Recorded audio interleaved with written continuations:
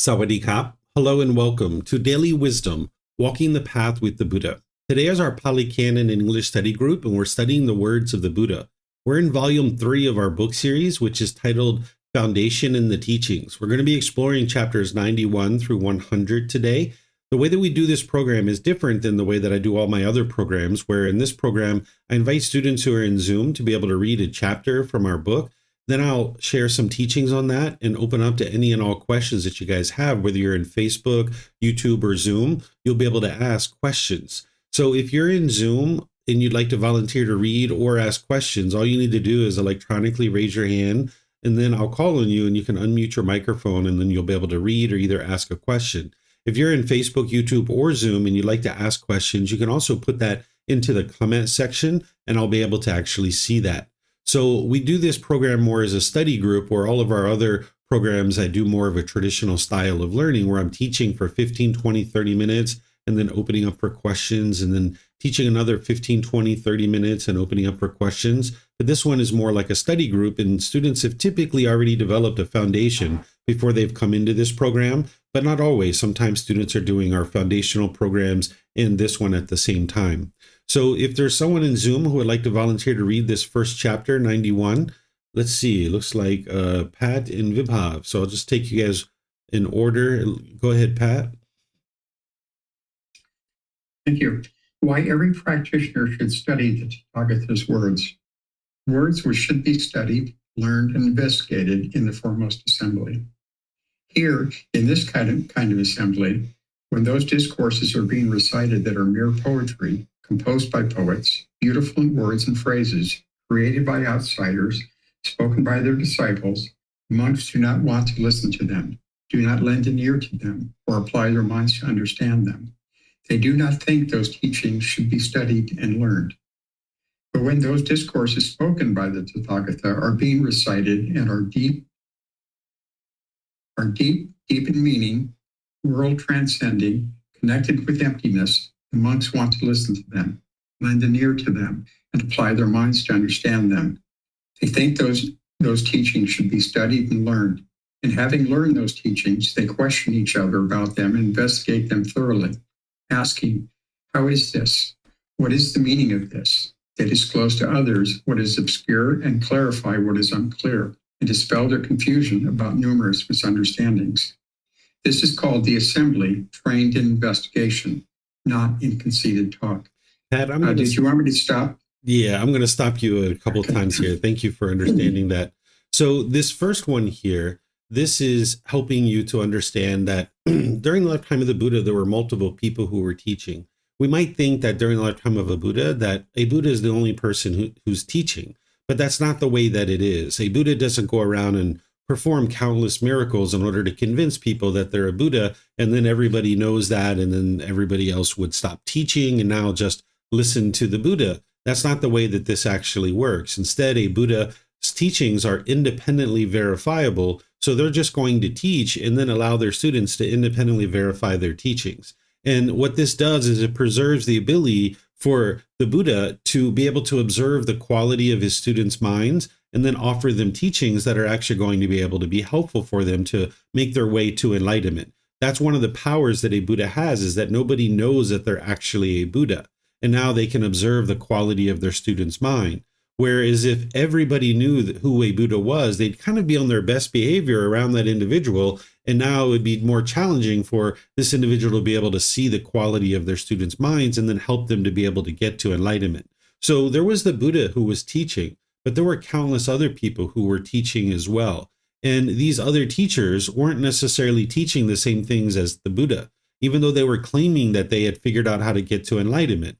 So oftentimes these individuals who were teaching, they were just saying words that were easy on the ears. The Buddha talks about it here as people who are talking with mere poetry, beautiful in words and phrases, right? You might even see some of that going on today, where you listen to a podcast or a YouTube video and they talk about waves washing over your body and let this wash away your worries and all these other kinds of things, where that's not what's going to lead to enlightenment. It's the discourses of the Buddha that's helping you understand the natural laws that's actually going to lead to wisdom and allow you to then train the mind to be able to get to this enlightened mental state.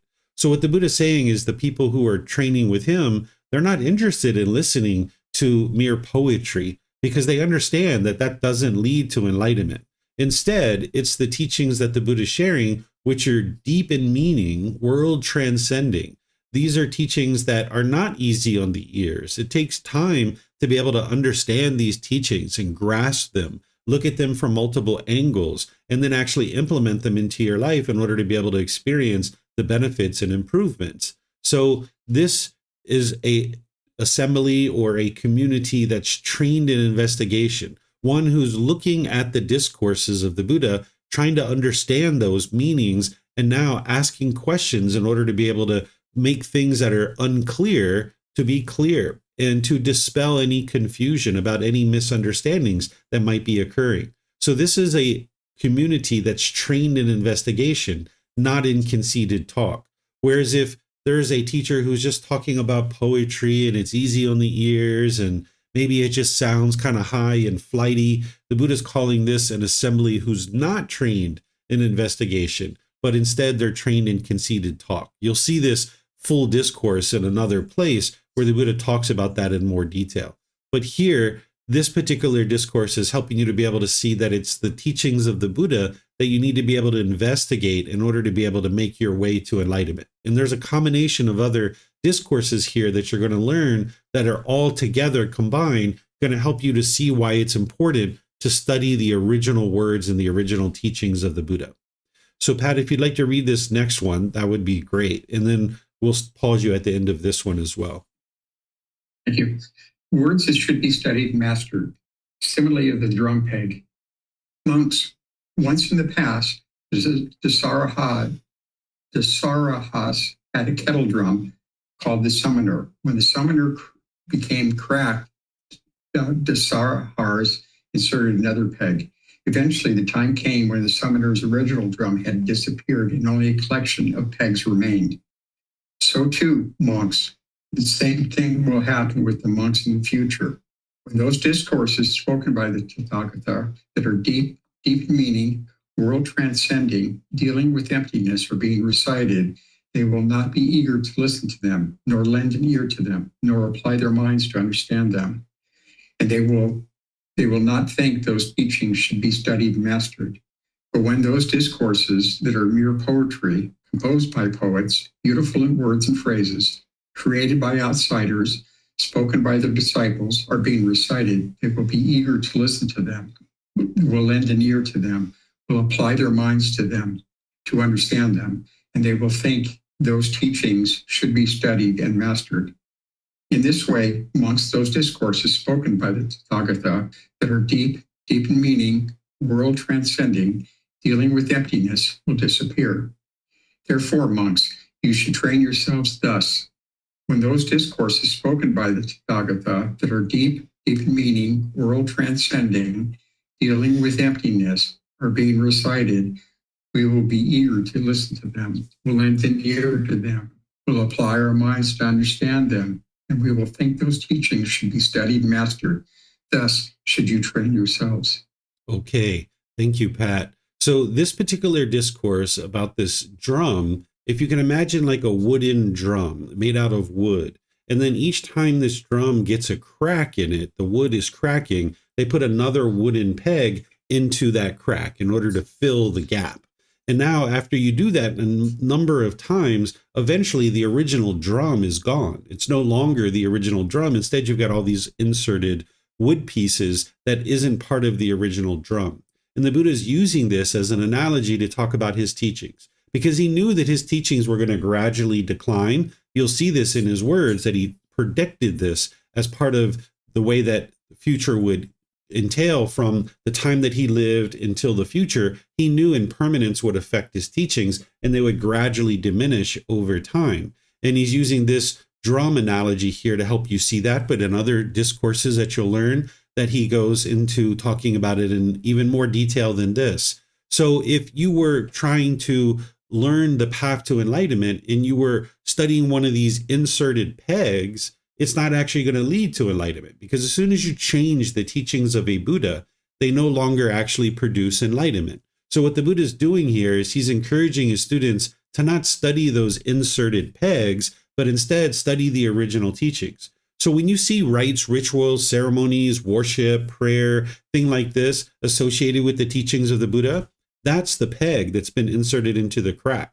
Or if you see other teachings like certain meditations or certain ways to meditate that aren't the actual true teachings of the Buddha, that's the wooden peg that's being inserted into the drum. And if you're studying those things, they aren't actually going to lead to enlightenment. So we're at this low point in society where the Buddha predicted this to occur around the year 2017. He talked about this low point of society where people would be utterly confused about what it is that he actually taught. And people would essentially be misunderstanding his teachings. So you need to be able to focus on the original drum to be able to see what it is that actually leads to enlightenment. And the way that you cut through this to be able to know what are the original teachings of the Buddha and what are not is that you don't believe any of the teachings. You learn, investigate, and examine. You then reflect to independently verify, and then you practice his teachings, integrating them into your day-to-day life. And now you can see through your own independent verification of what is actually true and what is false, and what's leading to improvement to the condition of the mind in your life. So we've got some more here that, Pat, you can just go all the way through, and then I'm going to open up to questions at the end of this. Okay. Words from Singleness of Mind. Vipassana, the Tathagata teaches the teachings to others only to give them knowledge. When the talk is finished, Vipassana, then I steady my mind internally. Quieten it. Bring it to singleness and concentrate it on that same sign of concentration as before, in which I constantly reside. Words that are just so, not otherwise. From the night he fully awakened, monks, until the night he attains final nibbana. In this interval, whenever he speaks, talks of and expounds all that is just so, not otherwise. Words of immediately effective teachings.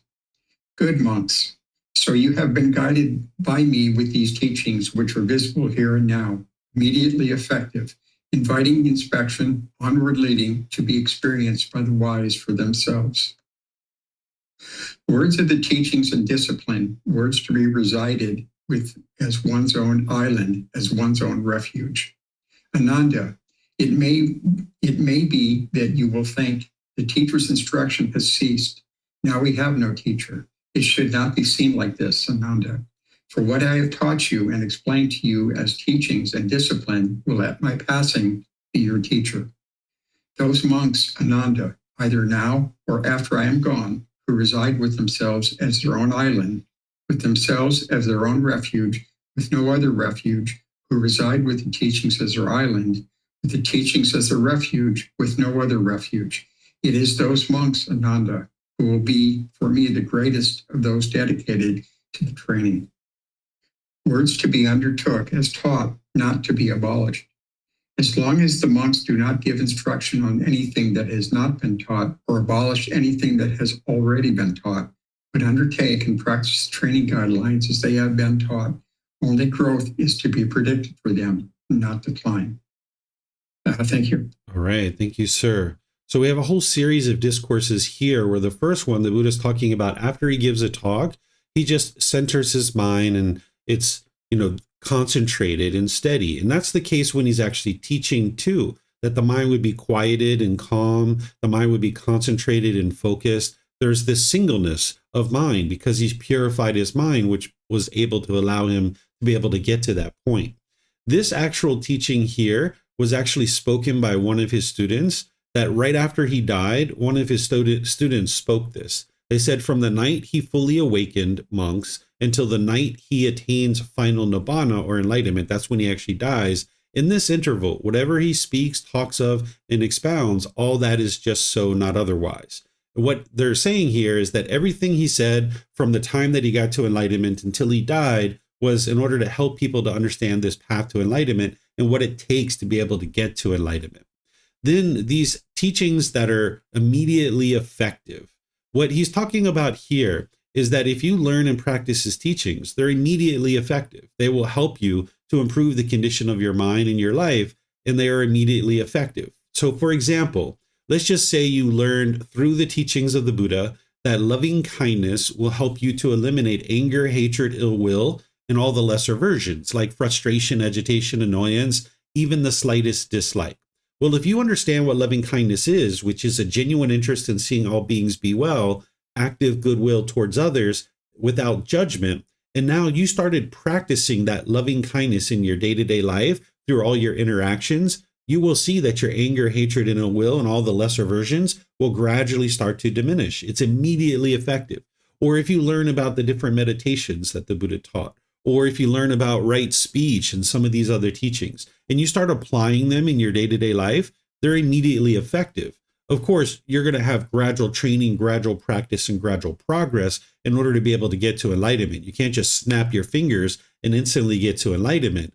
But through this gradual training, you'll be able to see that as you learn a teaching and you implement it, it will be immediately effective. You'll start seeing improvement to the condition of your mind. And that's through learning the true teachings. If you weren't learning the true teachings, you wouldn't be able to experience that immediate improvement. Then here he talks about residing with one as your own island in your own refuge. What a refuge is protection. The teachings of the Buddha, as you train your mind to uproot these pollutions out of the mind, it's protecting the mind, that you no longer experience any discontent feelings like anger, sadness, frustration, and others. And what the Buddha is saying here is that you should reside with yourself as your own island and your own refuge, meaning not be dependent on other people. You are going to need teachers and guides. Sometimes that's how people interpret this, is they think that the Buddha is teaching that you don't need any teachers or guides. This isn't actually true, because you'll see other discourses where he's taught that you do need teachers and guides. Instead, what he's sharing is don't rely on other people for you to be able to restrain your mind or to know what's wise or unwise. You need to know that for yourself. So in the unenlightened state, what people tend to do is they conform to whatever's going on around them. That if people are killing or stealing, having sexual misconduct, if they're lying or taking substances that cause heedlessness, people will tend to conform to these kinds of things. But if you're residing with yourself as your own island and your own refuge, you know what's wise and unwise. And even in a situation where you might find yourself where people are doing unwise things, you know what is wise. Based on the cause and effect of the natural law of karma, you know that it's unwise to do certain things and you would choose not to do that. And that's what's going to actually protect your mind, that you're not conforming to society. Because if you conform to what other people are doing around you, you're just going to stay in the darkness with them. You see people that are disgruntled and angry and frustrated, complaining about their life, complaining about their job, complaining about their relationships, complaining about where they live and all these other things. If you just stay in that and conform to what other people are doing, you're going to continue to experience that. But if you reside with yourself as your own island and your own refuge, you know what's wise and unwise based on studying these teachings. And now you make the wise decisions of what to do so that you produce wholesome results. And that's what the Buddha is talking about here. And then lastly, he's talking about not giving instruction on anything that he hasn't taught. If he didn't teach it, then that means it doesn't lead to enlightenment, because what he taught is what leads to enlightenment. So if we teach things that he didn't teach and we start claiming that this is part of the path to enlightenment, it muddies the water and it makes it more difficult for people to be able to understand what it takes to get to enlightenment. So if we teach people not to lay down on the, like sometimes you go to temples and ordained practitioners will tell you not to lay down to meditate. Well, the Buddha taught lying meditation for a reason, because it helps to relax all the muscles in the body and allows you to actually train your mind in certain situations where you need that. So if people don't teach that, right, and they teach other things, then people aren't understanding the true path to enlightenment. So it's important that we don't teach things that the Buddha didn't teach or abolish anything that he already taught. So the meditation is a good example of that. If we abolish lying meditation and we make it sound like you shouldn't do lying meditation, well, there's going to be people who think that they can't meditate because they can't do the seated, standing, or walking meditation, and their only option is the lying meditation. So the Buddha is teaching to not give instruction on anything that he hadn't taught, and don't abolish anything that has already been taught. In other words, don't change his teachings. Because what a Buddha does is they illuminate the path to enlightenment, like putting lights down alongside of the path, making it very clear for everybody to understand what it takes to be able to get to enlightenment. And if that's changed, it's like knocking over these lights. And over a number of decades and centuries, people knock down enough of these lights, and eventually it becomes very difficult for people to see and understand what is the path to enlightenment. So all of these discourses together are helping you to be able to see that it's important to study the original true teachings of the Buddha, that you look in detail to make sure that you're getting reliable translations and you're not believing any of the teachings, but instead you base your practice on the true words of the Buddha. The Buddha teaches that you can't even get to the first stage of enlightenment without studying his original true teachings. And you would need those in order to be able to get to even the first stage of enlightenment, let alone enlightenment itself. But when you go around the world, the vast majority of the world doesn't actually study with the original words of the Buddha. There's over 500 million people who consider themselves to be Buddhist in the world. And there's a very, very, very, very, very small percentage of those people who actually study with the original words of the Buddha, because they just don't even know that they exist, and they don't necessarily know where to access them, or they're so expensive that it's difficult for them to be able to get access to them. Because remember, the original teachings of the Buddha are in 45 volumes of books that are about 4 to 6 inches thick. And these 45 volumes of books are very expensive to print out, and it's very time consuming to be able to study those. So that's why this book series that I share, it's been consolidated, and now we give it away for free so that people can easily get access to it. So it's important to base your practice on the original words of the Buddha. And all of these discourses are helping you to be able to see that. And you'll see other discourses as we go through this program that are helping you to understand the same thing. So let me know what questions you guys have here on this teaching, on this chapter 91. Remember, you can put that into Facebook, YouTube, or Zoom in the comment section, or you can raise your hand in Zoom electronically, and then I'll call on you. You can ask any and all questions that you like.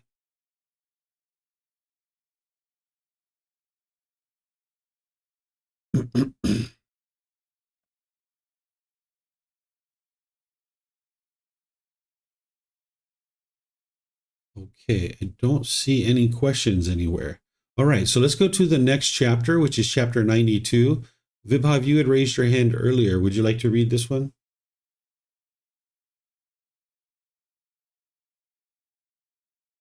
Thank you, Teacher David. The Noble Eightfold Path is the wholesome practice instituted. Ananda, I instituted that wholesome practice which leads to complete liberation, to freedom from strong feelings, to elimination, to peace, to direct knowledge, experience, to enlightenment, to nibbana. And what is the wholesome practice? It is this Noble Eightfold Path, that is, right view, right intention, right speech, right action, right livelihood, right effort, right mindfulness, and right concentration. Ananda, I say to you, continue this wholesome practice instituted by me, and do not be the last man. Ananda, when there are two men living, he under whom there occurs a breach of his wholesome practice is the last man among them. Therefore, Ananda, I say to you, continue this wholesome practice instituted by me, and do not be the last man. Thank you. All right, thank you, sir. So that previous chapter is helping you to understand that it's important to study the original teachings of the Buddha, because that's what leads to enlightenment.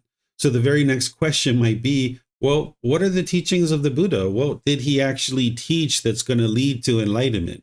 Well, that's what's in this chapter. It's the Eightfold Path. The Eightfold Path is the core central teaching that's going to actually lead to enlightenment. And you can see that in the Buddha's own words here. He's saying that he instituted this wholesome practice that leads to this enlightened mental state. And then he explains that it's right view through right concentration. And many of you guys have studied this with me already. Maybe you're still studying that and dialing that in closer and closer into your life.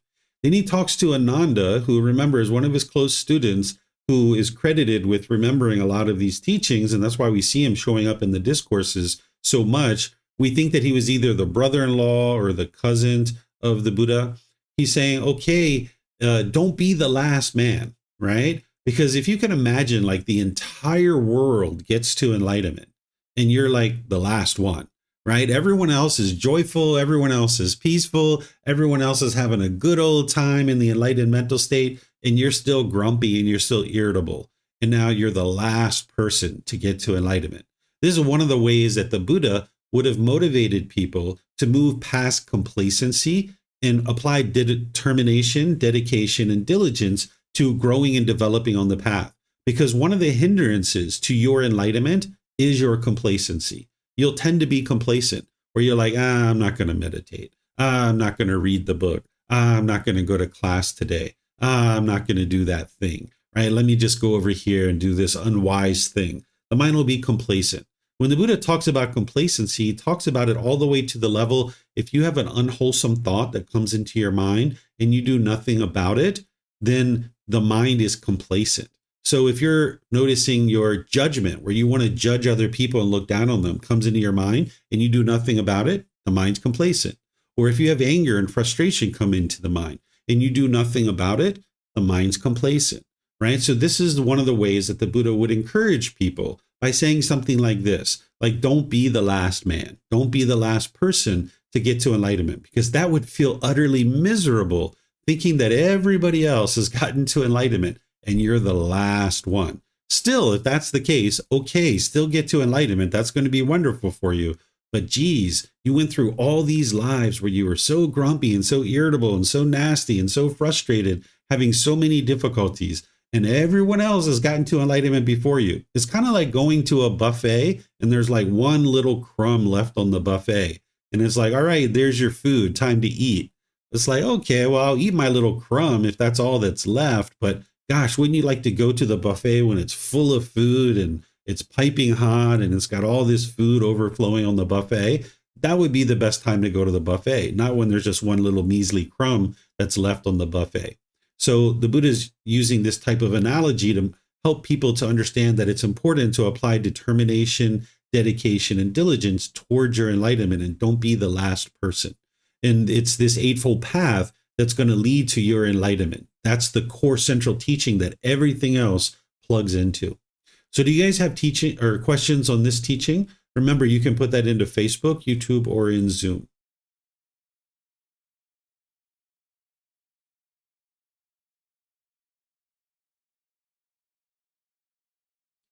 Okay, I don't see any questions anywhere. So let's move to chapter 93. By the way, we're moving into a section of this book where the Buddha's life is coming to a close, and we're going to start seeing discourses associated with his life coming to a close. So you'll kind of see that as you're reading through this if you haven't already read it. Would someone like to read chapter 93?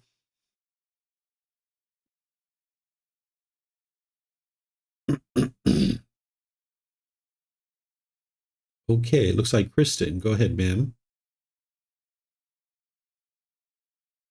Thank you, teacher. The Buddha's last days. Sariputta, there are certain ascetics and Brahmins whose doctrine and view is this. As long as this good man is still young, the black-haired young man endowed with youthfulness in the prime of his life, so long as he is perfect in this clear wisdom.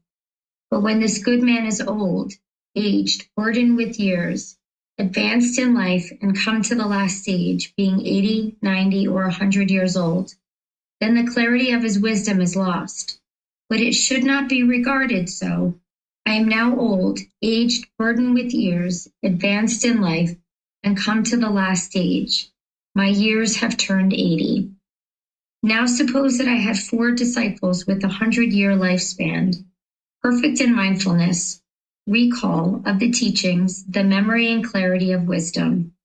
Just as a skilled archer trained and practiced and tested could easily shoot a light arrow across the shadow of a palm tree. Suppose that even they were to the extent perfect in mindfulness, recall of the teachings, memory and clarity of wisdom.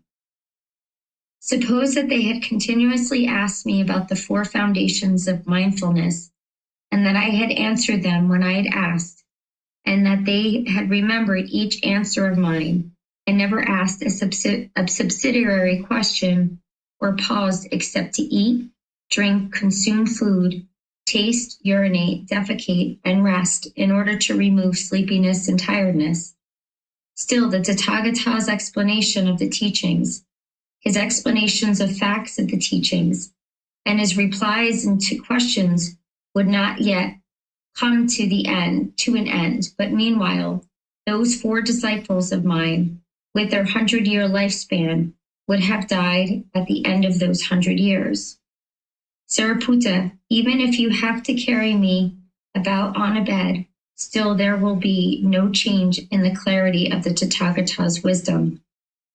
Rightly speaking, were it to be said of anyone, a being not subject to ignorance, delusion, have appeared in the world for the welfare and peacefulness of many, out of the compassion for the world, for the good, welfare, and peacefulness of gods and humans, it is of me indeed that rightly speaking this should be said.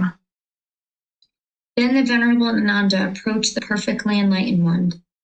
Having approached and paid homage, while messaging the perfectly enlightened one's limbs, he said to him, "It is wonderful, Venerable Sir. It is amazing, Venerable Sir." The perfectly enlightened one's complexion is no longer pure and bright.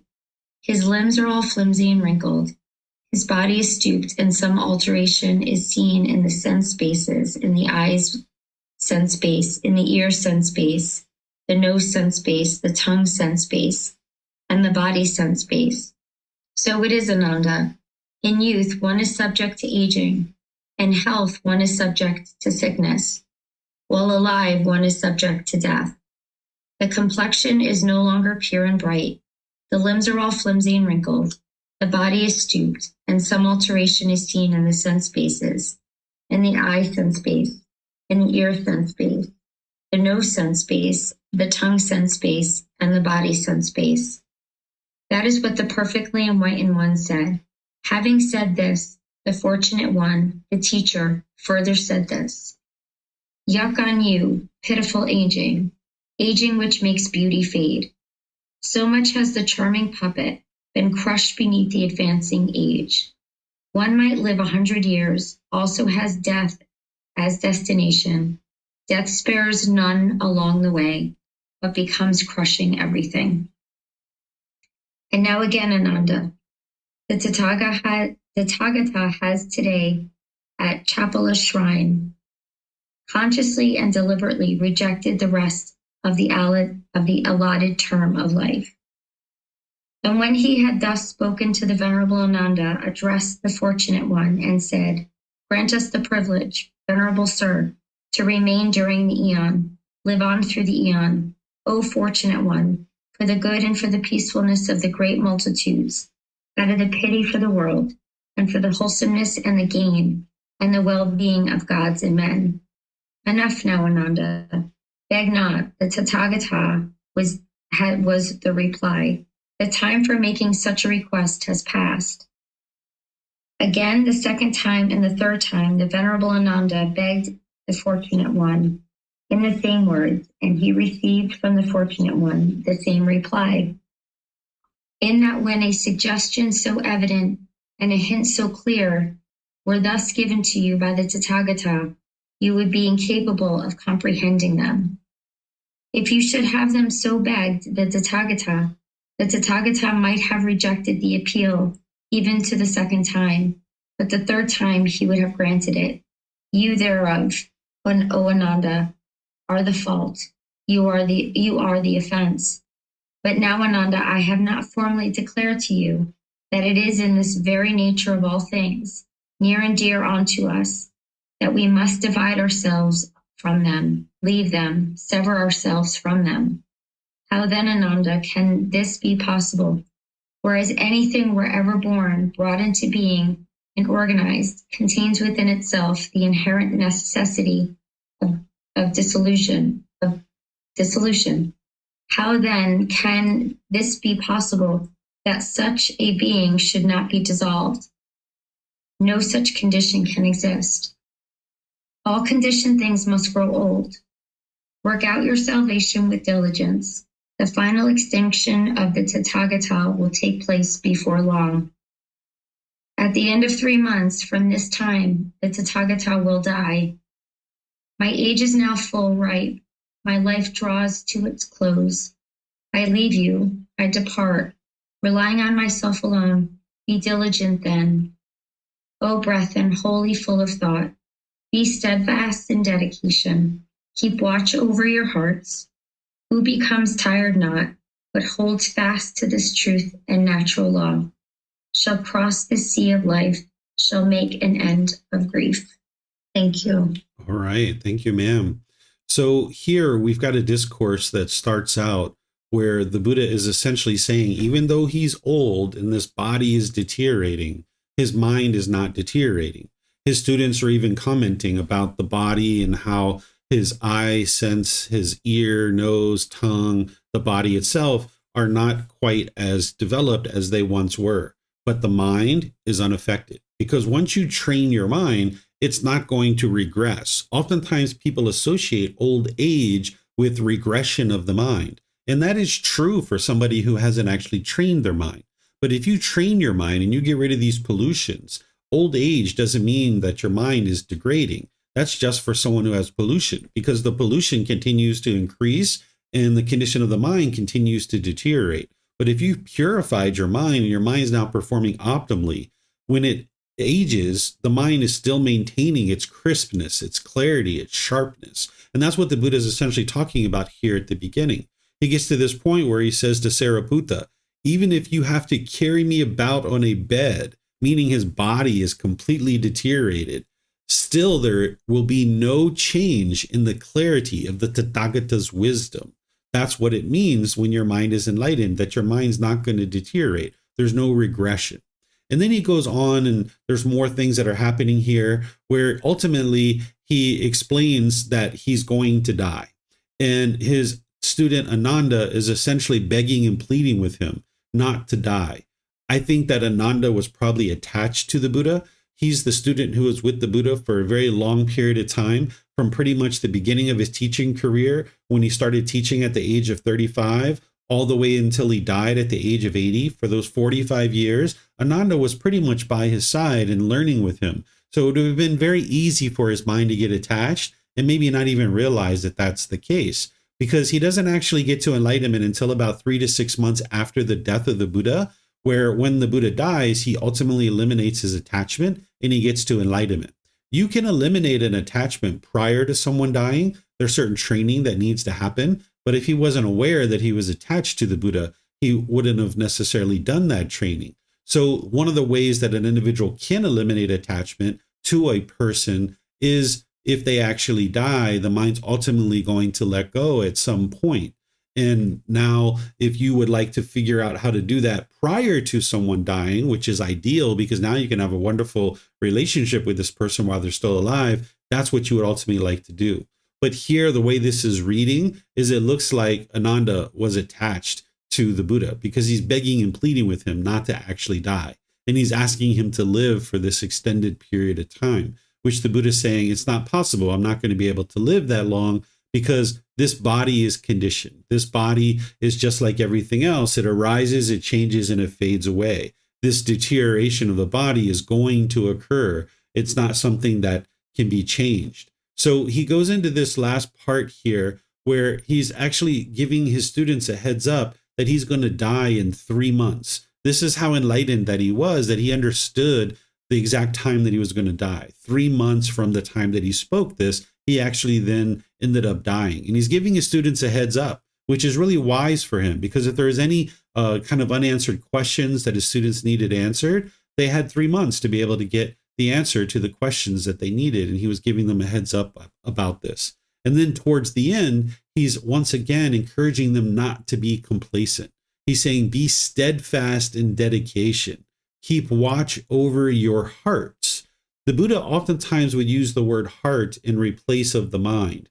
He, of course, used the word mind quite a bit, but every once in a while, particularly when it's something like this, he's using the word heart. And the Thai people here in Thailand think of the mind as being inside the heart. So when they talk about the mind, they will tend to touch the heart, where in other cultures, we tend to touch the head or point to the head. when we're actually talking about the mind. So you'll hear some people that talk about it as being in the heart or in the head. It really doesn't matter. It's not a physical thing. So we can't really say where it is because there's no physical location that it's at a particular location. But even if we knew where it was, it doesn't really change anything because it still needs to be purified. It still needs to be trained. If it's on top of your head, if it's inside your ear, if it's under your armpit, if it's, behind your knee or between your toes, it doesn't matter. You still need to train it, right? But it's really interesting how the Buddha talks about it here. And I think it kind of goes nicely the way that he's talking here about kind of keeping watch over your heart, right? And what he's saying is watch over your mind, right? That's what he's always teaching you to do. And then he says, okay, don't become tired, right? Because journeying on this path can sometimes feel exhausting because you're trying to bring your practice up to this level as an enlightened being, and your mind's fighting you the whole time. It's struggling because of its lack of wisdom and its craving and anger. It's fighting you, right? It's almost like a battle in there sometimes when you're making your way to enlightenment, and it can get quite exhausting. And that's where you just kind of step back, you take a breath, and then you come approach it a few days later or a few weeks later. You kind of start continuing to learn and grow and develop. But if you don't become tired and you consistently grow your practice over multiple years and you hold fast to this truth and natural law, cultivating the wisdom of this natural law, over time, you're going to make an end to discontentedness. You're going to end the misery, the grief, the sorrow, the sadness, and all those other discontent feelings.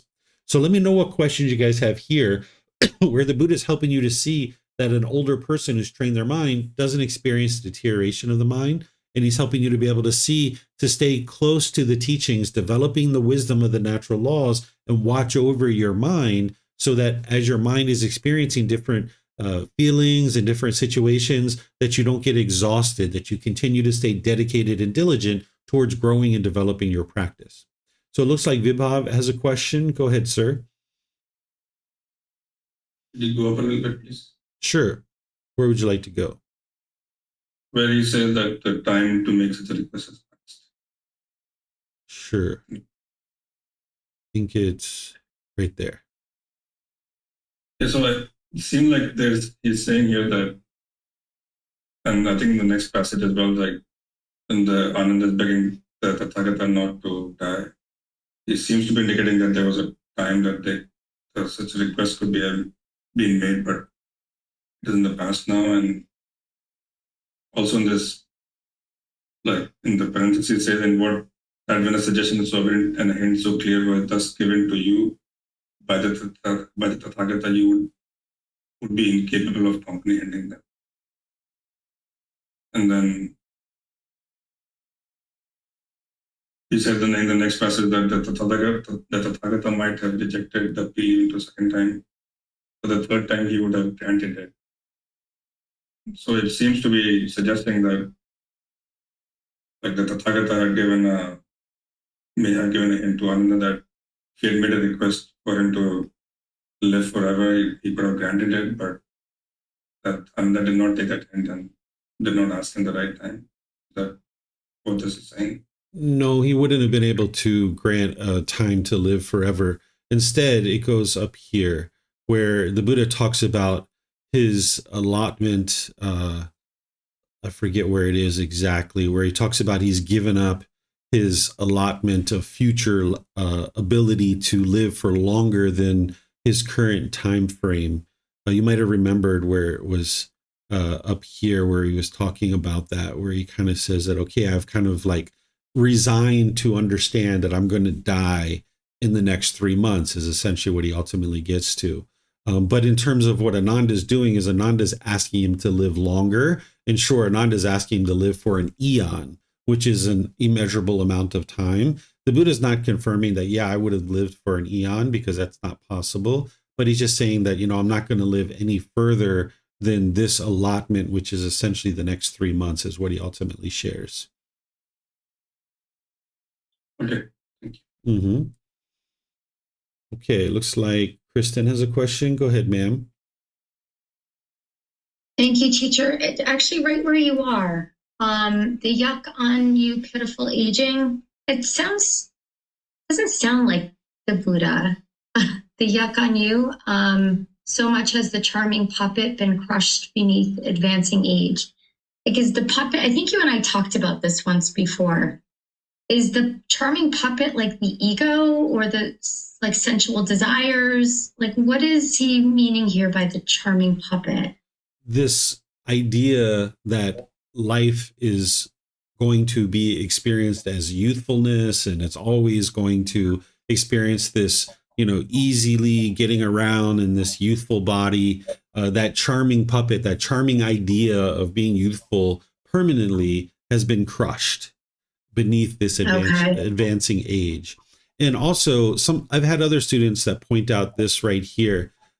It's important to understand that we can't know the tone that the Buddha was saying this in, but I'm sure he wasn't saying it the way that the unenlightened mind thinks. The way the unenlightened mind sees this is, yuck on you, pitiful age, aging which makes beauty fade, right? That's the way that we kind of see it as an unenlightened being. But instead, if the tone of an enlightened being is being used here, he might have just said, yuck on you, pitiful aging which makes beauty fade, right? Like just kind of more cheerful and glad and uplifted, not that tone of the harshness and bitterness and stuff like that. But that's the way that the unenlightened mind thinks because of its pollution. When it reads this, it'll kind of maybe look at it in more of a dark tone rather than a bright, uplifted tone. Actually, it sounded very poetic more to me than anything, and that's why it almost didn't sound like maybe those words were spoken from. It just does it. I don't know. It just sounds very poetic, very unlike a lot of his other teachings. Yeah, that's just how I took it. Every once in a while, you'll see him speak in a little bit of a poetic form. It's very rare, but you'll see it every once in a while. Particularly when he's, commenting about something like this, or there's a period of time where some of his students were arguing and fighting, and he was trying to help them to see that that's unwise. And eventually he stands up and he says something very poetic, and then he just walks away, right? So it's very rare, but he does use kind of poetic language every once in a while. Okay, thank you, teacher. Mm-hmm. You're welcome. I don't see any questions anywhere else throughout our platforms. So I'll move on to the next chapter. Is there someone who would like to read chapter 94? All right, looks like Pat. Go ahead, sir. Reside with the teachings as your refuge. But have I not already declared, Nanda, that we must be parted, separated, and severed from all who are dear and agreeable to us? How, Ananda, is it to be obtained here? May what is born come to be, conditioned and subject to disintegration, not disintegrate. That is impossible. Therefore, Ananda, reside with yourselves as your own island, with yourselves as your own refuge. With no other refuge, reside with the teachings as your island, with the teachings as your refuge, with no other refuge. And how, Ananda, does a monk reside with himself as his own island, with himself as his own refuge, with no other refuge, with the teachings as his island, with the teachings as his refuge, with no other refuge? Here, Ananda, a monk resides reflecting on the body as body. He resides reflecting on feelings as feelings. He resides reflecting on mind as mind. He resides reflecting on mental objects as mental objects, dedicated, clearly comprehending, mindful, having removed craving and displeasure in regard to the world. Those monks, Ananda, either now or after I am gone, who reside with themselves as their own island, with themselves as their own refuge, with no other refuge, who reside with the teachings as their island, with the teachings as their refuge, with no other refuge, it is these monks, Ananda, who will be, for me, greatest of those dedicated to the training. Thank you. All right. Thank you, Pat. So, Vibhav, this is a great discourse for you so that you can see where the Buddha is saying, like, yeah, it's impossible for me to, not disintegrate. This body is subject to disintegration and it's going to disintegrate. It's impossible to live for the amount of time that Ananda was actually asking for the Buddha to live by. So now we go into this discourse a little bit deeper where he's talking about residing with yourself as your own island. One of the things that I was sharing with you guys is that you don't be dependent on others to be able to restrain your mind. And that's what the Buddha is getting to here, is where he's talking about this is the four foundations of mindfulness. Body is body, feelings is feelings, mind is mind, mental objects is mental objects. This is the guard. This is your right mindfulness, guarding the mind, looking over the mind. Mindfulness is like a virus scanner sitting on your hard drive, looking over the hard drive. And whenever it sees a virus coming onto the hard drive, it will quarantine it, clean it up, and get it off your hard drive. Well, the same thing is true about your mindfulness. When you fully develop this through meditation and practicing mindfulness in your day-to-day life, you need to be able to watch over the mind and guard the mind so that whenever you see an unwholesome quality arising, you can then apply right effort to cut it off and let it go. That's what it means to be able to reside with yourself as your own island and your own refuge. It's not that you don't need a teacher. That's oftentimes how people interpret this. What he's saying is you can't rely on other people to restrain your mind. You've got to take responsibility for your own feelings, your own emotions, all these things that you're experiencing. And now you've got to apply the effort to be able to now eliminate these unwholesome qualities. And it's your mindfulness, and specifically the four foundations of mindfulness here, that is going to allow you to be able to do that. This is really key to the path to enlightenment, is to develop all four foundations where you can observe these four things. If you haven't studied this yet, you'll see me teach this when I teach the Eightfold Path, and you can learn about the four foundations of mindfulness, because you're going to need that in order to be able to watch over the mind and actually transform it to get to this enlightened mental state. So let me know what questions you guys have here on this chapter. This is chapter 94. Okay, Vibhav, go ahead, sir. Thank you, teacher David. I guess I understand the disintegration, like what the Buddha is saying here. But could you please go to the previous chapter if you can? Sure. What part of that chapter? The same part. I'm just trying to understand, like even one second. You just go down this part. If you, sorry, a little bit more. Yeah, I'm just trying to understand this part. This paragraph. If you should have then sold back the Tathagata. I guess these two things, the one in the italics and this. Mm-hmm. And saying if you would have so begged the Tathagata, the Tathagata might have rejected the plea even to the second time. But the third time he would have granted. You therefore, Ananda, are the fault, you are the offense. So like I'm trying to just understand these two parts of, like, what is he trying to say? Like, what would he have granted if Ananda would have appealed at some point in the past where there was some hint given by the Tathagata? Yeah, he would have granted more life, not living forever or indefinitely, but he would have stayed for longer. But he had already resigned himself to knowing that he was going to die in the next 3 months. And the decision was already made, like, okay, I've just kind of resigned myself that I'm going to die in the next 3 months. Whereas if Ananda would have asked him earlier to live longer, then he would have granted that. So this is where it's important that you don't look at the teachings of the Buddha in isolation. We've talked about this before, where you've got to look at the totality of the teachings. So this particular paragraph that you're having challenges with, combined with this one, you can see that the Buddha obviously understood very clearly that it would be impossible for him to not die, right, and live indefinitely. That's not possible. He understood the universal truth of impermanence very clearly. So these two combined helps you to be able to understand that what the Buddha was saying was just grant additional lifetime. And also at the top of that previous discourse, where he says he's essentially accepted or he's rejected the allotment of future life, he's resigned himself to he's going to be dying in the next 3 months. So that paragraph at the very top of that discourse, the one that you're having challenges with, in this together, you can see what the Buddha's teaching here. Okay, so I guess just to summarize, you're saying that it would have been possible for the Buddha to have extended his life if the hint was given and Ananda would have asked at some particular point. It was kind of possible for the Buddha to actually extend his life if he would have liked himself to. Yeah, what he's saying is I could have lived for longer if you would have asked sooner. Thank you. But he's already made his decision that he's going to die in the next 3 months. Okay, thank you. Mm-hmm. Makes sense. Yep. Okay, let me see if we have anything else. It looks like, no, we don't have any other questions. Okay, so now let's go to chapter 95. Is there someone who would like to read this one? I can read it. Okay, go ahead, Viphav. Thank you. Four criteria that assures the words of the Buddha. Suppose a monk were to say, "Friends, I heard and received this from the perfectly enlightened one's own lips. These are the teachings. This is the discipline. This is the master's teaching." Then, monks, you should neither approve nor disapprove his words.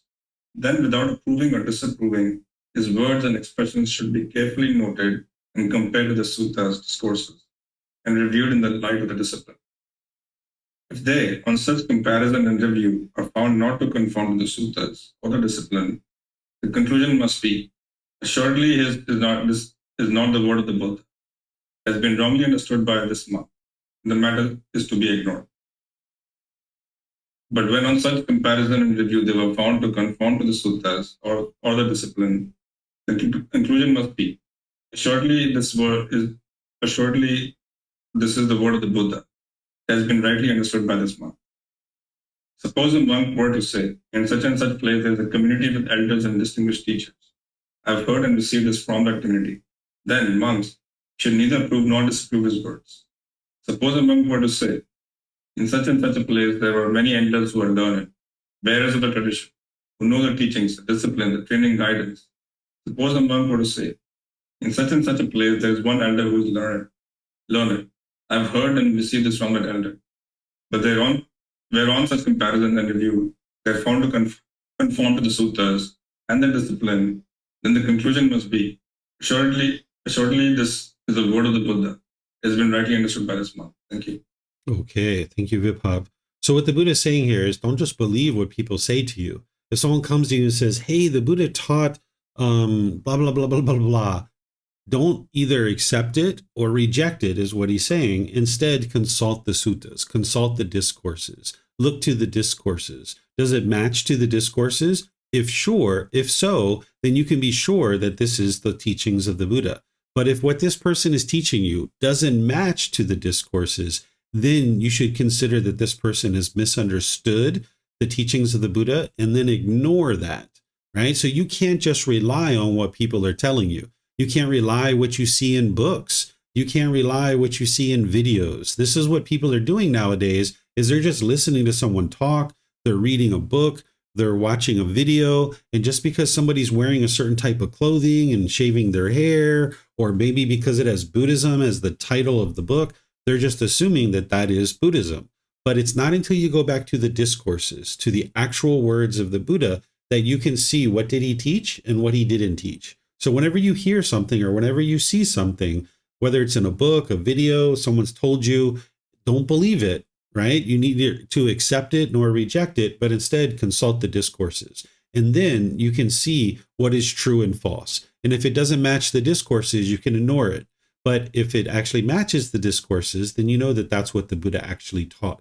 This is the way to ensure that the things that you're studying and the things that you're learning are the words of the Buddha. And now you can go to the next step, which is reflect on that, to independently verify it in the world around you, right? And look around through your own direct experience. And then you practice that teachings, integrating it into your day-to-day life and seeing how it improves the condition of your mind in your life. And now you know the wisdom of this is what the Buddha taught, because you can see it improving the condition of your mind in your life. And you know that, hey, I consulted the discourses, I reflected on it, I independently verified it through my reflection, and now I've practiced it, and I see that it improves my mind, it improves my life, it's improving my relationships, and now you know that's the truth. That's how you verify what are the teachings of the Buddha and what they are not.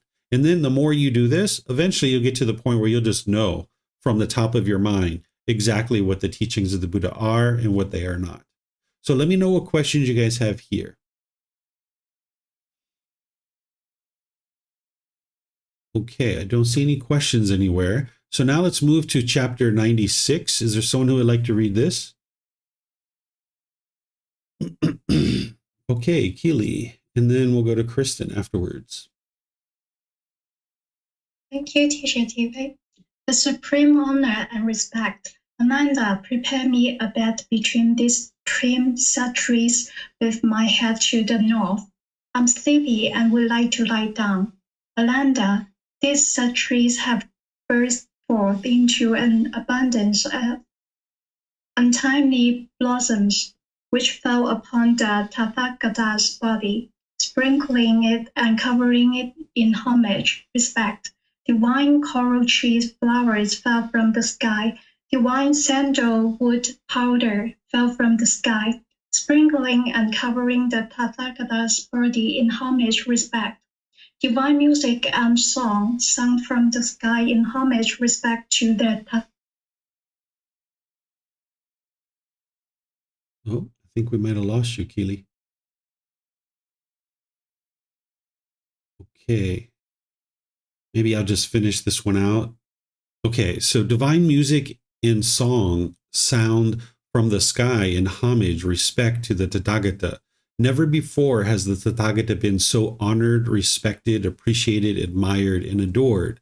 And yet, Ananda, whatever male or female ordained practitioner, male or female household practitioner, resides practicing the teachings properly and perfectly fulfills the way of the teachings, he or she honors the Tathagata, has deep respect and appreciates him, and pays the supreme homage, respect. Therefore, Ananda, we will reside practicing the teachings properly and perfectly, fulfill the way of the teachings. This must be your goal and objective. Okay, so thank you, Keely. Thank you, David, for reading. This is a situation where the Buddha was asking his student Ananda to make him a bed so he could lay down. And there was these sal trees that burst into blossom, right? There's essentially this miracle that gets performed, not from the Buddha, but there's, this bursting of untimely blossoms. There's the sprinkling of sandalwood that's dropping from the sky. There's this divine music and song that's coming from the sky. And of course, this is to honor, respect, and appreciate and admire the Buddha, adore him, right? As he's this Buddha. Well, he uses this opportunity not to be boastful, not to be arrogant. Look how special I am. Look how great I am, or anything like that. Instead, he immediately teaches. He gives a teaching, right? His mind doesn't have that ego. He's not saying, look at me, look how great I am. He immediately moves into a teaching. He says, yeah, while this is very respectful, and this is to show the honor and appreciation towards the Tathagata or towards the Buddha, the way that you really would respect the Tathagata, the way you would really respect the Buddha, is to practice the teachings. That's the way to truly respect the Buddha. So if somebody's having certain affection or admiration towards the Buddha, the way to actually admire him is to practice his teachings. Because what a Buddha is interested in doing is bringing the teachings into the world in a way that everybody and anybody can get to enlightenment during his lifetime and after his death. And he puts forth a lot of work and a lot of effort to be able to share those teachings. So the very best way to show respect and appreciation is to practice his teachings. And now, as more and more people get to enlightenment, now the world becomes a better and better place. So that's what the Buddha is doing here, is he's using this as an opportunity to teach the way to truly respect a teacher, not just a Buddha, but even, like, let's just say you were learning piano, or you were learning how to be a plumber or an electrician or something like this, or you're learning how to do quilting or sewing. The way to respect that teacher is to actually practice what it is that they're teaching you, right? That's what you would like to ultimately do. So the Buddha here is helping students to be able to see that. This is another reason why to study the original words of the Buddha and then practice them the way that he taught them, instead of the modifications and the changes that people are trying to institute into his teachings and have instituted into his teachings. So let me know what questions you guys have here on this chapter.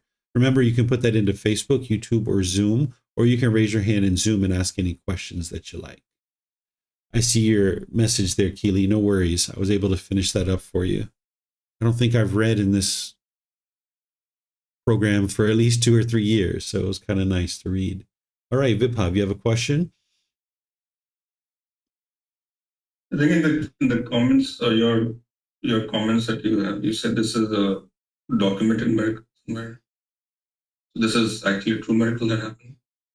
That's what is being documented here. I wasn't there at the time, so I don't know. But this isn't a miracle that the Buddha actually performed. This is one that happened in the presence of the Buddha. Mm-hmm. Okay, I don't see any other questions. So let's go to chapter 97. Is there someone who would like to read this one? Oh, I think it was Kristen was going to read. Go ahead, ma'am. Thank you, teacher. Teachings and discipline will be your teacher.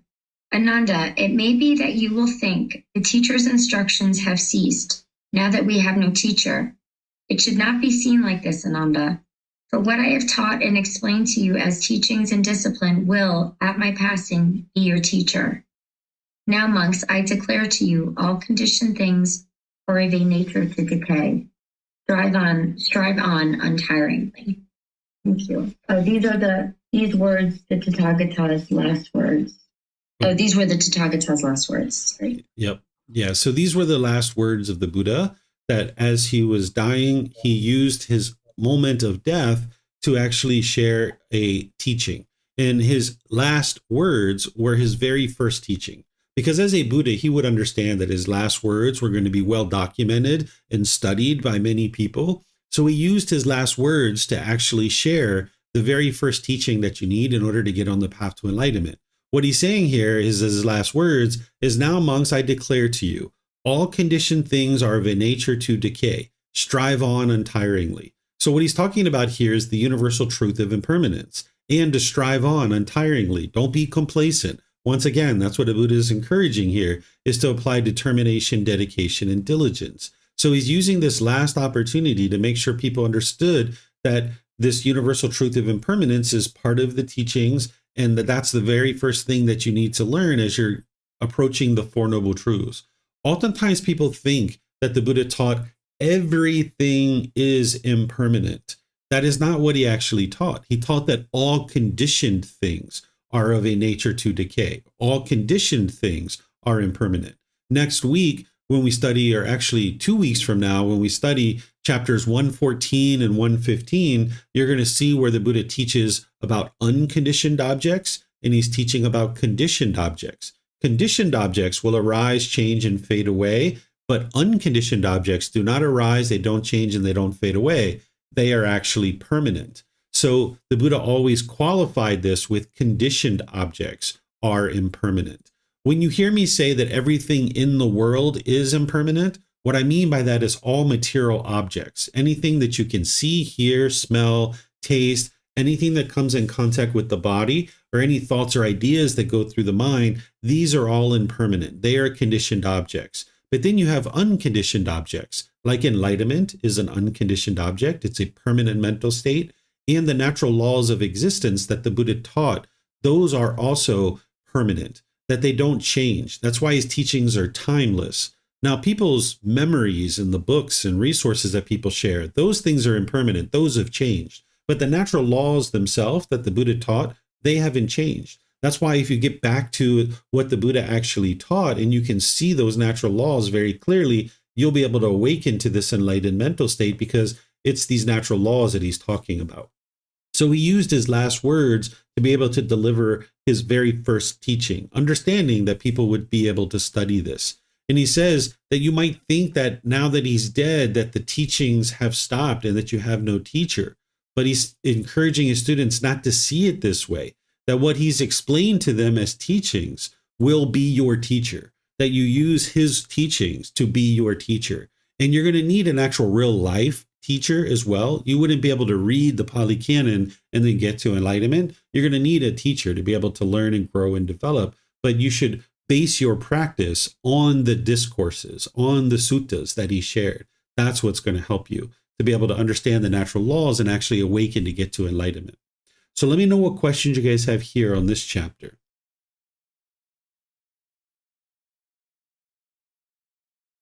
Okay, I don't see any questions anywhere. So in this particular chapter, I talk about final enlightenment or final nibbana. I talk about how the Buddha actually died, what happens at death, what happens to the mind upon death, and a lot of other things around death. So if you guys haven't read this, there's a lot of content here to help you guys to be able to understand about death and the death of an enlightened being and so forth and so on. So feel free to read that so you'll get lots of information there. Now we've got chapter 98. Would someone like to read this one?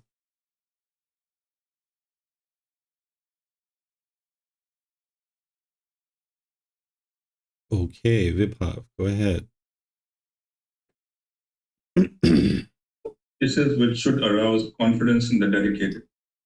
Venerable Sir, formerly monks who had spent their reigns in various places used to come to see the Tathagata, and we used to welcome them so that such well-trained monks might see you and pay their respects. But with the perfectly enlightened ones passing, we shall no longer have a chance to do this. Ananda, there are 4 places the sight of which should arouse confidence in the dedicated. Which are they? Here the Tathagata was born as the first. Here the Tathagata attained supreme enlightenment is the second. Here the Tathagata set in motion the wheel of teachings, Dhamma wheel, the third. Here the Tathagata attained final enlightenment, final nibbana, death of physical body for enlightened being, without remainder as the fourth. And Ananda, the dedicated male and female ordained practitioners, male and female household practitioners, will visit those places. And anyone who dies while making this pilgrimage to those shrines with a devout, committed heart will, the breaking up of the body after death, be reborn in the heavenly world. Thank you. All right. Thank you, Vibhav. So here, prior to the Buddha dying, they were asking him, what are we going to do when all these people are coming to visit you, right? Because the Buddha was in a certain region of the world and there were people all over the countryside, and people would make the journey to come actually see him and spend time with him. They couldn't send out an email, or they couldn't put out a Facebook post and let everybody know that the Buddha's dead and there's no reason to come see him because he's not here anymore. They couldn't have done that, right? So instead, when people were showing up to be able to see the Buddha, they were like, what should we do when they come to pay their respect? And he said, well, what you could do is recommend to them to visit these 4 places. These are 4 places that they can visit to arise determination, dedication, and diligence. This is what's called a Buddhist pilgrimage, where you visit these 4 sites: the place where he was born, the place where he got to enlightenment, the place where he delivered his first teaching, and the place where he died. Those are the 4 primary sites that people will typically visit. There's plenty of other sites that you can visit too, but these are the 4 primary sites that people will visit. And if you ever decide to do this, it is a very enjoyable experience, and I'm sure you'll have a wonderful time. We just did this with a group of people this past year, December, and the first part of January. We all went and visited these sites and a bunch of other sites as well. You might actually talk to some of the people or look at some of the things that I've shared about that trip. It's a wonderful experience, and perhaps in the future we might do this again. I don't have any plans right now, but if enough students ask me to put a trip together, I'll put a trip together so that we can all go do this again. But I just will wait to see if there's any students that are interested in actually doing this, rather than me putting it together and then actually, letting you guys know that I'm doing it. Instead, I'm going to wait until students ask me to be able to go. In this last part here, the Buddha talks about if anybody dies during this process of going to visit these 4 sites and they have a devoted, committed heart, that they'll be reborn in the heavenly world. And, I don't have a way of independently verifying that, but I know that a Buddha would only speak the truth, and this is what he's sharing. But whether this is actually what he taught or not, I don't know, because I don't have any way to independently verify this. But everything else that he taught leads to enlightenment, to this mental state that he describes. So I have no reason to think that this is untrue, but I have no reason to know that it's true because I can't independently verify it. Nobody died during our trip to India and Nepal, thank goodness, right? Because if they were reborn into the heavenly world, they're still in the cycle of rebirth, and it's not the ideal existence, and they still have to get to enlightenment, and they're going to need to most likely be reborn back into the human realm in order to be able to do that. So I don't have any way of independently verifying this. So let me know if you guys have questions here on this chapter.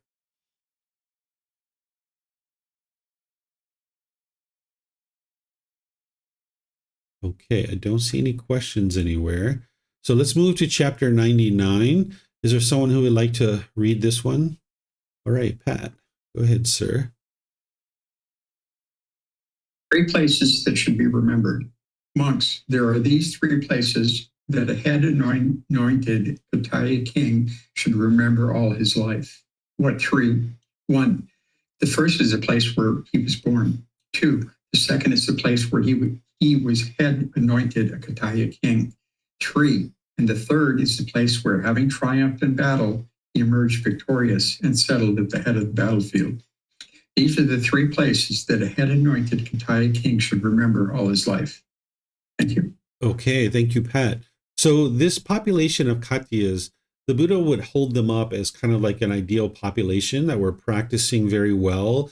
Before he even, shared his teachings, these are natural laws that people can tap into and they can learn. And this population of people of Katyas were practicing the teachings well, and he regarded them as a population of people that it would be wise to kind of base your practice after.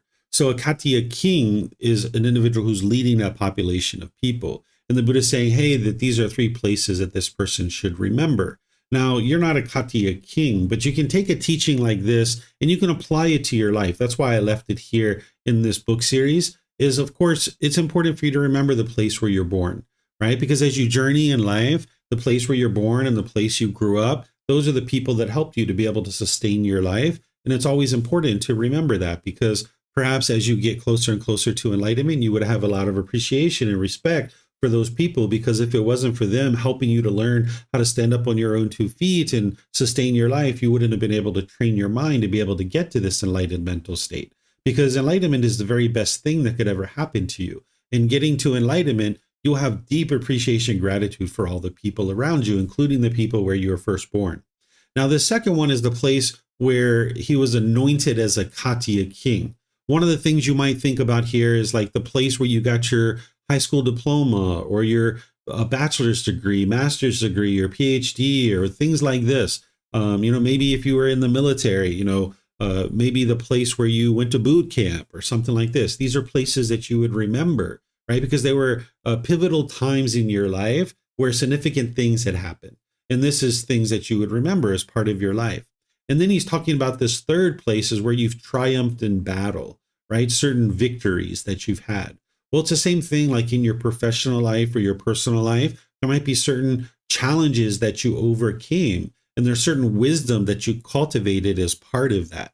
That is something to be remembered, because it's going to help you in life to grow and develop into a better and better person. That's the way you can take a teaching like this and actually apply it to your day-to-day life to help you to retain the wisdom of developing your life in this life to be able to get closer and closer to enlightenment.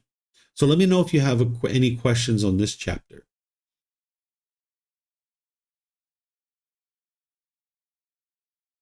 Okay, I don't see any questions here. So now just one more chapter for today. Is there someone who would like to read this one?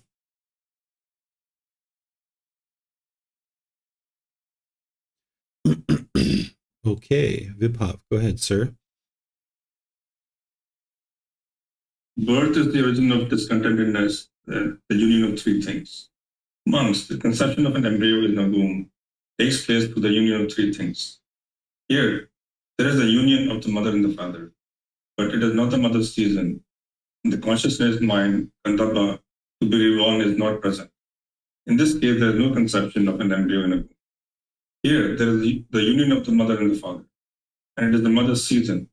The consciousness mind, Kandaba, to be reborn is not present. In this case, too, there is no conception of an embryo in a womb. But when there is a union of the mother and the father, it is the mother's season, and the consciousness mind, Kandaba, to be reborn is present. So the union of these three things, the conception of an embryo in a womb takes place. The mother then carries the embryo in a womb for 9 or 10 months with much anxiety, the heavy burden. Then, at the end of the 9 or 10 months, the mother gives birth with much anxiety, as a heavy burden. Then, when the child is born, she nourishes it with her own blood. The mother's breast milk is called blood in the noble one's discipline.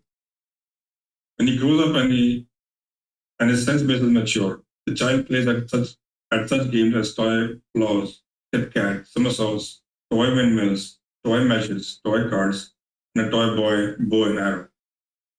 When he grows up and his sense base is mature still further, the youth enjoys himself, provided endowed with the 5 chords of sensual pleasure, with forms recognizable by the eye, sounds recognizable by the ear, odors recognizable by the nose, flavors recognizable by the tongue, physical objects recognizable by the body that are wished for, desired, agreeable and likable, connected with sensual desire, and provocative of craving.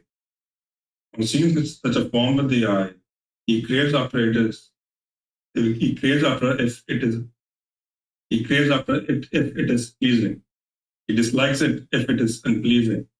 He resides with mindfulness of the body unestablished, with a limited mind, and he does not understand that actually is the liberation of mind and liberation by wisdom, wherein those evil unwholesome states cease without remainder. Engaged as he is in favoring and opposing, whatever feeling he feels, whether pleasant or painful, or neither painful nor pleasant, he delights in that feeling, welcomes it, and remains holding to it. As he does so, excitement arises in him. Now, excitement is in feelings is clinging. With this clinging as condition, existence comes to be. With existence as condition, birth. With birth as condition, aging and death, sorrow, grief, pain, displeasure, and despair come to be. Such is the origin of this whole mass of discontentedness. Hearing the sound with the ear, and smelling an odor with the nose, and tasting a flavor with the tongue, and touching a physical object with the body, and recognizing a mental object with the mind. He craves after it if it is pleasing. He dislikes it if it is unpleasing. He resides with the mindfulness of the body unestablished, with a limited mind. He does not understand it as it actually is, the liberation of mind and liberation by wisdom, wherein those evil and unwholesome states are eliminated without remainder. Engaged as he is in favoring and opposing, whatever feeling he feels, whether pleasant or painful, or neither painful nor pleasant, he delights in that feeling, welcomes it, and remains holding to it. As he does so, excitement arises in him.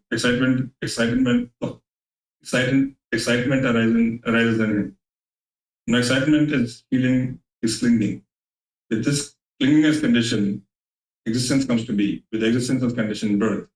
With birth as condition, aging and death, sorrow, grief, pain, displeasure, and despair come to be.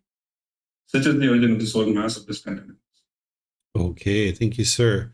So here at the beginning of this discourse, the Buddha is talking about how a being is born, because 2,500 years ago, they didn't have the structured educational system that we have today, where a lot of us have learned these kinds of things going away to school. We learned in science that there's an egg, there's a sperm, and they come together and start to form this embryo, right? So the students who were studying with the Buddha may not have understood that prior to actually studying with him. He was teaching them about the world around them. He wasn't teaching them rules and commandments and things like this. Instead, he was teaching them how the world functions. And the more you understand about how the world works, now you can navigate the world peacefully through these natural laws. So he's teaching about how does a being come into existence?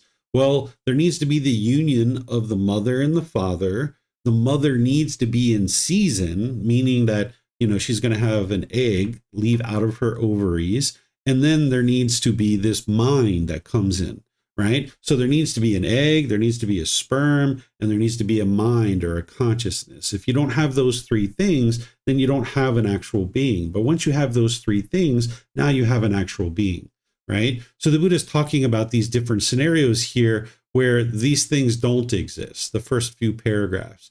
These don't exist. But then ultimately, he gets to the point where these three things do exist, and we actually have a being in existence, right? So he's talking about how a being comes into existence through the physical science of it, where now we talk about eggs and ovaries and sperm and things like this, where they didn't necessarily have that understanding 2,500 years ago. So he's explaining it in this way, right? And now after the mom carries the baby with this heavy burden, now she delivers the baby, and he walks through how an individual gets to the point that they're experiencing discontentedness. He talks about these sense bases and how an individual plays, and then they get to the point where they're having craving and clinging. This excitement arises in their mind. They have this favoring and opposing, or this agreeable and disagreeable contact. And he walks you through this, which is kind of like dependent origination, if those of you guys that have studied dependent origination, but he's doing it in more of a story format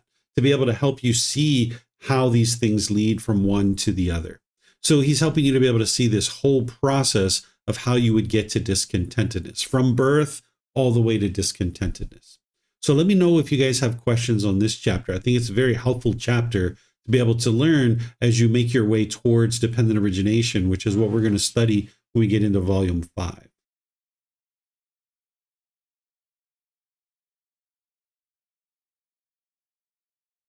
Okay, I don't see any questions anywhere. So I'm just going to end by thanking all of you guys for joining. Thank you for reading. Thank you for your questions. Thank you for participating in class. I appreciate you applying determination and dedication towards growing on this path to enlightenment. Next week, we're going to be in chapters 101 to 110. So if you'd like to read those before or after class, you can explore those because we're going to explore them in class to a certain level of detail. But if you've already read them, it'll just help you get more benefit out of the class. And then tomorrow in our group learning program, I'm going to be in volume 1, chapter 11, where I teach about meditation. I'm going to walk students through all the ins and outs of meditation and developing a meditation practice. So I'm going to be doing that at 9 a.m. Thai time and 9 p.m. as well. And then also tomorrow, I'm going to be teaching at 6:30 the Sunday meditation at the temple. I do that each Sunday. And then all next week, I'm going to be teaching a Foundation in the Path to Enlightenment course. Because I usually teach that the first week of every month. But since I was traveling, I moved it towards the third week of this month so that I could continue to teach and help any students here in Chiang Mai to be able to learn in that course. So thank you again, and perhaps I'll see you guys in a future class. Be well and take care. Sawadee krap.